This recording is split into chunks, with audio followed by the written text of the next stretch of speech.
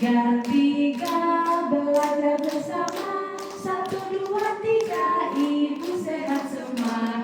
1, 1, ikut kelas ibu. 2, 2, juga bawa buku. 3, 3, belajar bersama. 1, 2, 3, ibu sehat semua. Satu lagi, 1, 1, ikut kelas ibu. 2, 2, juga bawa buku. 3, 3, belajar bersama. 1, 2, 3, ibu sehat semua. Kita betul kita semua tepuk tangan dulu. Semangat ya. Nanti dengan matanya semangat, sudah pemanasan alhamdulillah. Begitu terkait dengan pembukaan dari Bu Heni, kurang lebihnya kami mohon maaf. Kami akhiri wabillahi taufiq wal hidayah. Wassalamualaikum warahmatullahi wabarakatuh.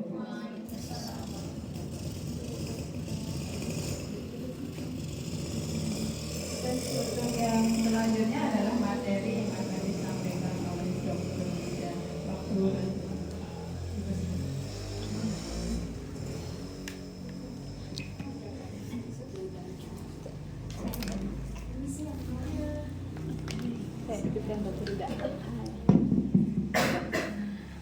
Bismillahirrahmanirrahim. Assalamualaikum warahmatullahi wabarakatuh. Waalaikumsalam warahmatullahi wabarakatuh.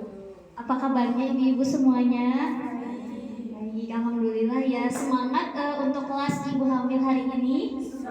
Ya, ada pepatah yang mengatakan tak kenal maka tak sayang. Izin memperkenalkan diri ibu-ibu. Saya Rida Sofiatul Hovifah, asal dari Tasikmalaya. Kebetulan sudah 1 bulan ini ditempatkan di Puskesmas Kalikajar di sini gitu. Jadi mohon maaf saya belum bisa bahasa Jawa. Bahasa Indonesia aja gak apa-apa ya Bu? Gak apa-apa ya. Tadi kan kita mulai aja ya tentang deteksi dini kehamilan resiko tinggi. Ibu-ibu sebelumnya udah pernah dengar gak kehamilan resiko tinggi? Sudah pernah tahu gitu? Belum? Nah, jadi kehamilan resiko tinggi ini adalah kehamilan yang bisa mengancam ibu dan janinnya. Nah, apa saja? Nah, ini adalah hal-hal yang harus ibu-ibu ketahui gitu. Mengapa? Karena nantinya akan berbahaya ketika semakin mendekati persalinan, kemudian nanti ke persalinannya. Jadi harus mulai mendeteksi dari sekarang kayak gitu. Oke, lanjut ibu, mohon maaf ke slide selanjutnya Bu. Bu Heni maaf. Oke, baik. Ya. Nah, jadi kita harus waspada. Di sini penyebab kematian ibu melahirkan katanya. Jadi kalau berdasarkan data banyak sekali ibu-ibu yang meninggal saat melahirkan. Nah, ini persentasenya. Yang pertama yang paling banyak karena perdarahan saat kehamilan, perdarahan saat melahirkan gitu. Jadi ketika melahirkan perdarahan, akhirnya anemia sampai habis darahnya. Kemudian setelah perdarahan 28%, kemudian eklamsi. Ibu-ibu tahu nggak eklamsi apa? Eklamsi itu tekanan darah tinggi. Tensinya tinggi, dari hamil udah ketahuan nih tensinya tinggi di atas 120. Nah, itu harus waspada, harus pokoknya screening terus, periksa, lebih sering periksa, karena tensi tinggi ini bahaya gitu kalau dibiarkan. Kemudian setelah eklamsi ada komplikasi masa purpurium. Purpurium ini adalah komplikasi saat nifas. Kemudian ada emboli obstetri, persalinan lama, kemudian ada abortus dan infeksi. Tapi yang harus diperhatikan itu biasanya karena perdarahan dan eklamsi. Oke, next. Nah, ini kehamilan resiko tinggi adalah kehamilan dengan salah satu atau lebih faktor resiko dari ibu atau bayi yang dapat berdampak kurang menguntungkan pada ibu dan bayi. Jadi nggak cuma ibunya aja, bayinya juga. Jadi bahaya ke ibunya, bahaya ke bayinya. Makanya harus waspada gitu ya. Oke, tapi tetap jangan sampai panik. tetap harus yang penting pemeriksaan rutin, rajin ke puskesmas, diperiksa hamilnya kayak gitu. Ada tanda apa saja nih kehamilan resiko tinggi? Next. Nah, ini dari Kementerian Kesehatan, katanya itu ada singkatannya ibu-ibu. 4T.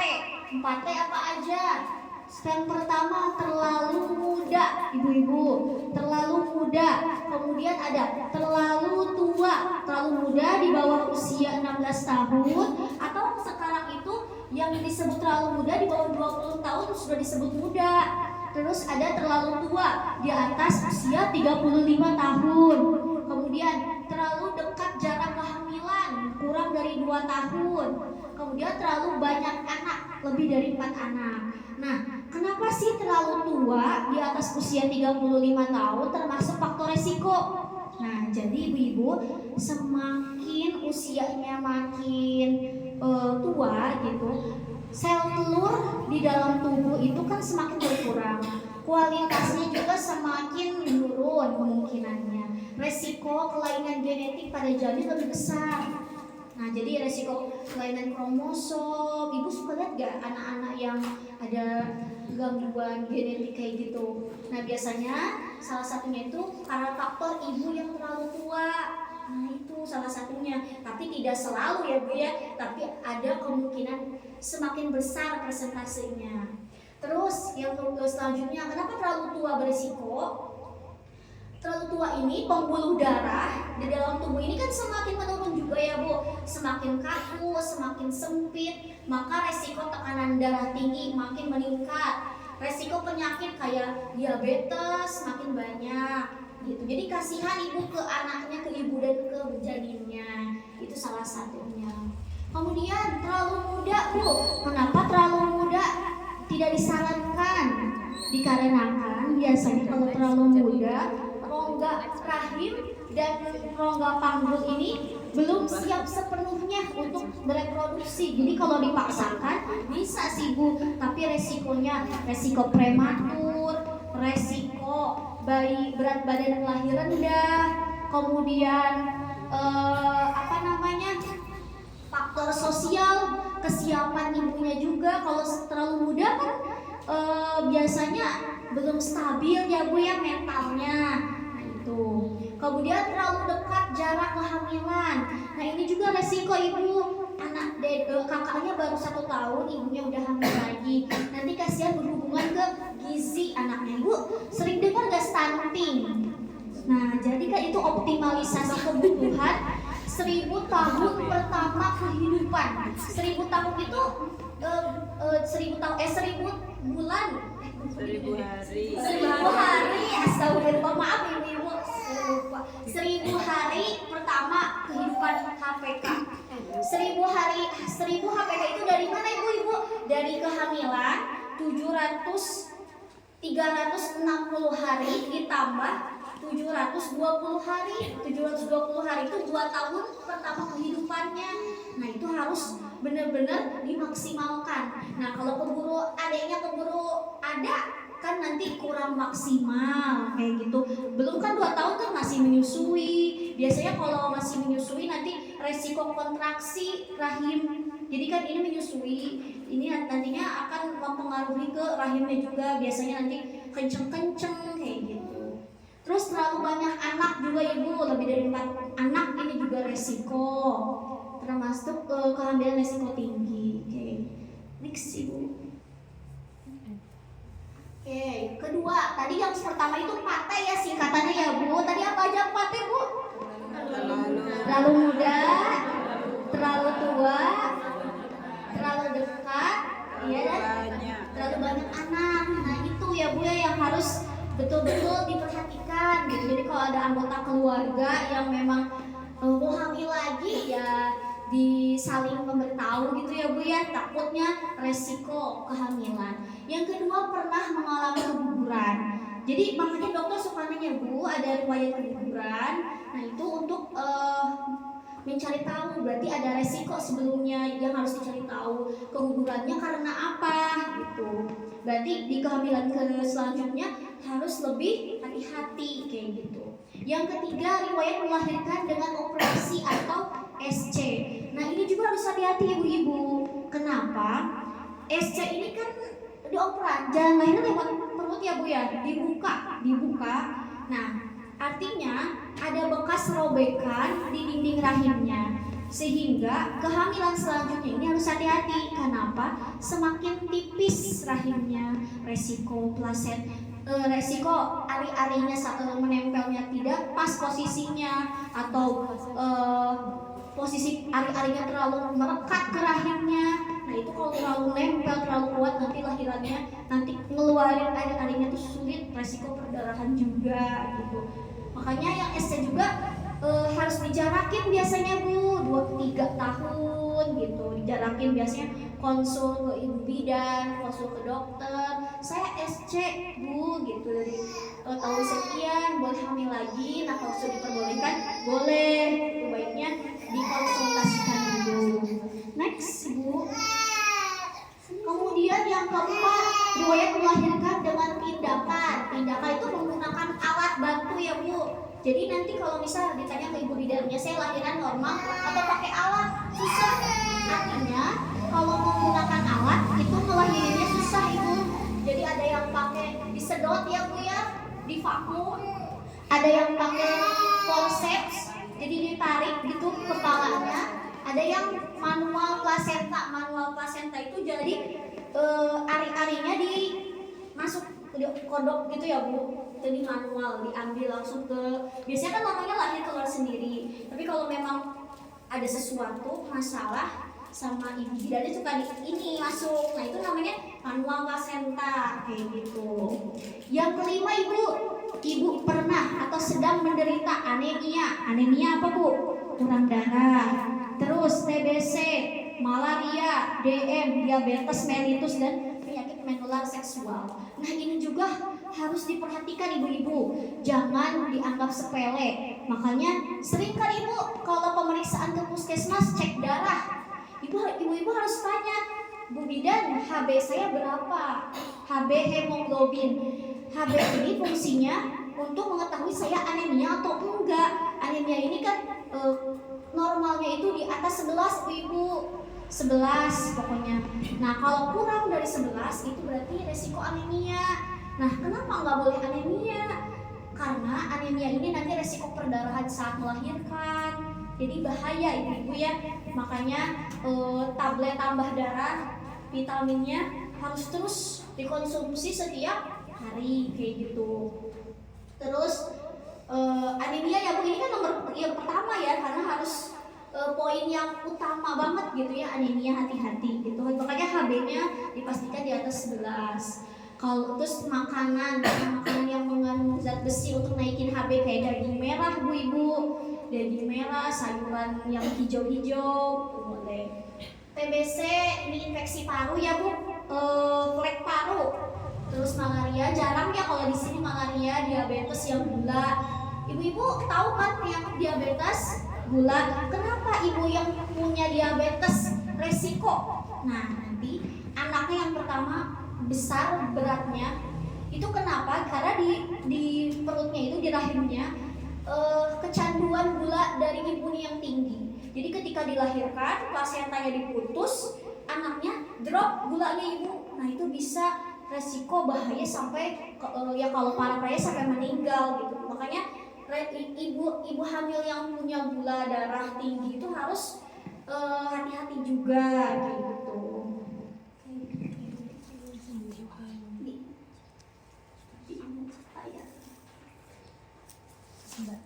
Nah, yang tadi kembali tuh. yang slide sebelumnya. Nah, kemudian penyakit menular seksual. Kemudian, nah ini selanjutnya.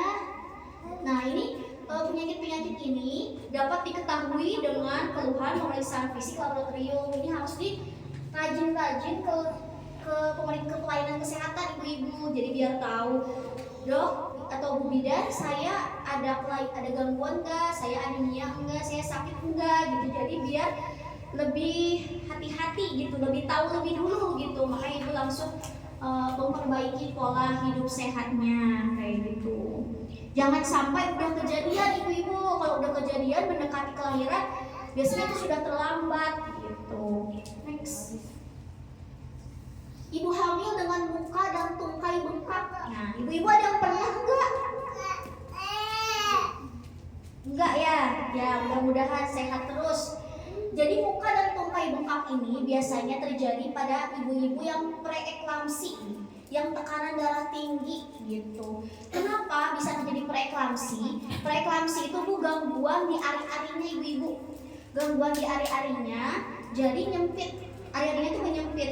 Itu bahaya ke ibunya, bahaya ke janinnya. Ke janinnya kan aliran oksigen sama makanan kesumbat ya Bu ya. Kalau ari-arinya gangguan, ke ibunya itu menimbulkan zat-zat kimia ini timbul beracun gitu. Jadi protein yang harusnya keluar jadinya numpuk di dalam tubuh. Makanya kakinya suka bengkak. Ini kayak gangguan ginjal ibu-ibu. Ginjal terus mukanya bengkak, terus suka sakit kepala. Nah itu sakit kepala, nyeri hati, bengkak, muka dan mulai bengkak. Itu harus hati-hati ibu-ibu. Itu namanya preeklamsi. Apalagi tensinya tinggi. Terus kan suka dicek urin, ibu pernah nggak cek urin? Pernah ya? Ditanya ke ibu bidannya, Bu, protein urin saya ada nggak, positif enggak? Gitu. Nah, kalau negatif, alhamdulillah bagus berarti. Kalau proteinnya positif, nah harus hati-hati ibu-ibu, harus hati-hati itu. Tekanan darah ibu tinggi, nah ini sama ya Bu, sepaket. Ini yang resiko tinggi. Next. Hamil bayi kembar, nah ini juga termasuk Bu resiko tinggi katanya. Banyak ibu-ibu yang, aduh saya pengen anak saya kembar, lucu gitu. Tapi sebenarnya memang secara normalnya itu fisiologisnya hamil itu satu ibu bayinya. Nah kalau kembar gini resiko banyak lah Bu. Kalau testimoni kan repot ya biasanya. Tapi memang saat kehamilannya itu kan plasentanya berbagi, rahimnya berbagi. Saat lahirannya kan bayinya kecil biasanya terus lahirannya biasanya prematur, bayinya kecil. Sebenarnya itu termasuk resiko tinggi gitu. Ya alhamdulillah kalau sehat, tapi memang rata-rata suka lahirannya prematur, badannya kecil kayak gitu. Hamil anggur, nah ini hamil anggur, mualah hidatiosa. Jadi ada gelembung-gelembung kayak tumor jinak ya Bu, tumor jinak di dalam rahimnya. Ini jarang sih Bu, tapi ada banyak juga kalau di yang kayak saya hamil, tes pack positif, tapi ternyata pas di USG gambarnya anggur-anggur semua. Nah itu hamil anggur namanya dulu. Oke, next. Kemudian nomor selanjutnya, bayi meninggal di dalam kandungan. Berarti sebelumnya dicari tahu kenapa bayinya bisa meninggal di dalam kandungan sebelumnya. Apakah misal ada kelainan genetik kromosom, atau misal karena serviks jalan lahir ibu menipis. Jadi banyak sekali penyebab sebetulnya. Makanya ini harus dicari tahu, harus disampaikan. Kemudian ibu mengalami perdarahan saat hamil. Nah, gitu. Perdarahan cerah gitu darahnya saat trimester 2 misal. Nah, itu kenapa penyebabnya bisa perdarahan saat hamil? Itu biasanya salah satunya disebabkan oleh ari-ari yang salah menempel, Bu. Bagusnya ari-ari itu nempelnya di atas ya Bu, di samping, di sini gitu ya. Ini nempelnya di jalan lahir ibu-ibu, atau mepet ke jalan lahir. Nah itu resiko, ibu-ibu resiko kalau ari-arinya nempel ke arah bawah, itu resiko perdarahan. Makanya itu harus hati-hati, biasanya hati-hati saat berhubungan, di stop dulu. Nah itu perdarahan saat hamil. Oke, selanjutnya letak bayi sungsang atau lintang. Nah ini juga termasuk kehamilan resiko tinggi posisinya. Nah ini lintang, ini sungsang, ini lintang ya, kepalanya di samping. Bagusnya kan posisi kepala di bawah ya Bu, apalagi kalau sudah trimester 3. Kalau trimester 2 kan masih muter-muter. Oke, selanjutnya. Nah, ibu-ibu tadi yang saya bahas tentang preeklamsi atau eklamsi. Ciri-ciri preeklamsi pada ibu hamil. Preeklamsi awalnya bisa muncul tanpa gejala, tapi pada suatu ketika dapat memburuk dengan cepat. Nah, tanda-tandanya jadi ibu harus hati-hati. Yang pertama, tensi tinggi di atas 140. Kemudian sesak napas. kalau ada sesek, terus nantinya resiko kejadiannya jadi berkembang jadi lambat. Terus kalau dicek lab hasilnya trombositnya rendah. Kemudian ada pembengkakan, tuh tadi kan bengkak ya Bu ya di anggota, di kaki, di muka. Kemudian ada sakit kepala hebat, pandangan kabur, pandangannya jadi suram, sensitif cahaya, kemudian gangguan di hati dan protein urin meningkat kayak gitu. Nah itu tanda-tandanya. Tapi kebanyakan ibu-ibu biasa, ibu hamil itu pas awal-awal tensinya tinggi nggak ada gejala apa-apa. Nah itu jangan dianggap sepele. Itu tetap harus diperhatikan. Nanti dokter biasanya ada ngasih obat gitu untuk pencegahan kayak gitu. Next. Nah ini kartu skor Puji Rohayati untuk perencanaan kesalin aman. Jadi nanti biasanya sama dokter atau bidan tuh di skor. Ibu terlalu muda nggak checklist, ibu terlalu tua nggak checklist gitu. Biasanya scoringnya nanti tergantung. Semakin tinggi resikonya, maka harus dirujuk ke pelayanan kesehatan yang berlanjut yaitu rumah sakit sama dokter OJ gitu. Next. Nah ini ya, jadi scoring yang tadi 2, 6, 10 atau lebih dari 12. Biasanya semakin resikonya semakin tinggi harus ke rumah sakit kayak gitu ya Bu ya. Kalau resiko makin rendah boleh lahiran di Polindes, di bidan kayak gitu. Next. Oke, ini next aja dulu. Nah, segera bawa ibu hamil ke puskesmas, rumah sakit, dokter atau bidan bila dijumpai keluhan dan tanda-tanda yang barusan ya Bu ya. Nah, ini kenali tanda bahaya pada kehamilan. Nah, jadi ini juga ada ya Bu, tanda-tanda bahaya pada kehamilan. 1, air ketuban keluar sebelum waktunya. Ibu masih kehamilan usia 34 minggu misal. Kok air ketuban saya udah keluar?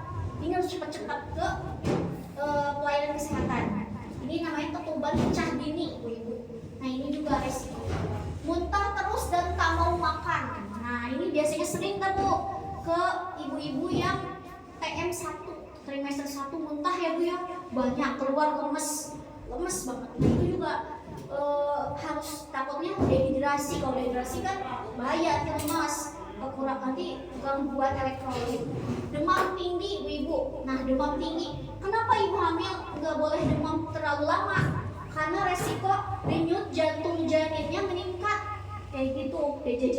Jadi jadinya juga gelisah Bu di dalam tuh kalau mamahnya demam. Bengkak kaki, lengan dan wajah, sakit kepala berlebihan disertai kejang, perdarahan pada hamil, jadi dirasakan kurang bergerak dibandingkan sebelumnya. Nah ini ya Bu ya, tanda-tanda bahaya pada kehamilan. Oke, selanjutnya.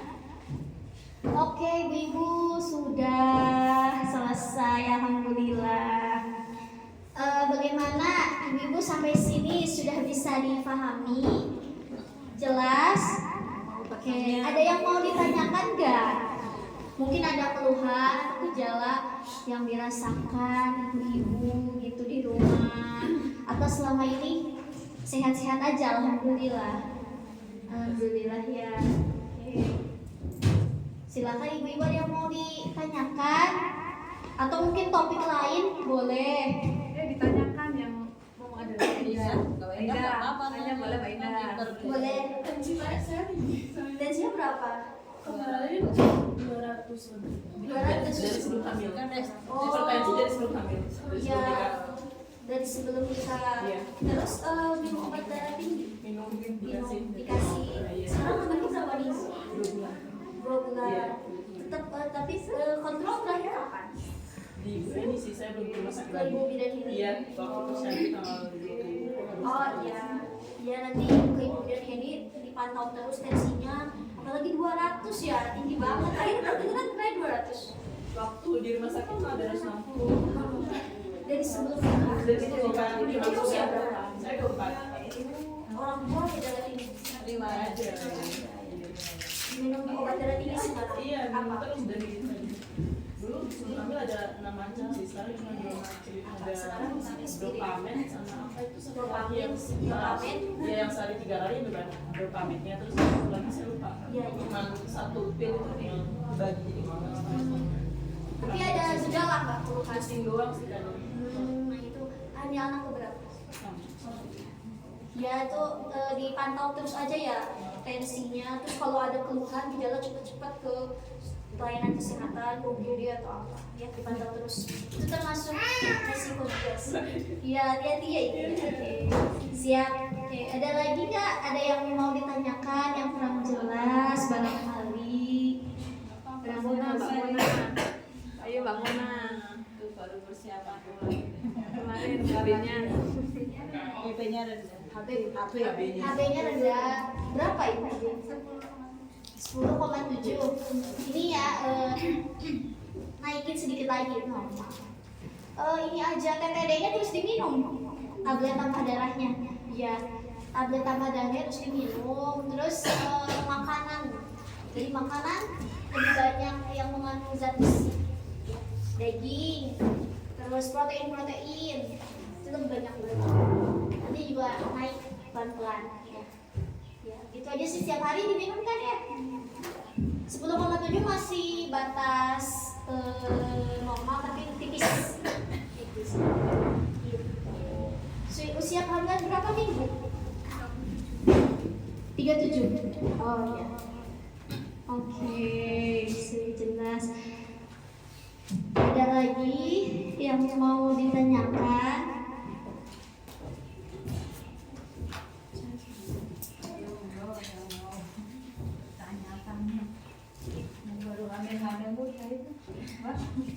Yang baru hamil.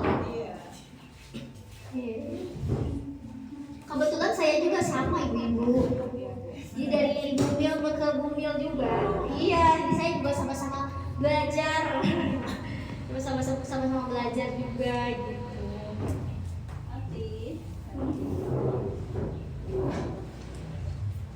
Ayo ada yang tanya lagi nggak? Mau ada dokter udah. Masa malu-malu. Ini kita sama-sama sharing berbagi pengalaman ya Bu, belajar sama-sama. Saya di sini bukan mengajari tapi ya saling berbagi aja gitu.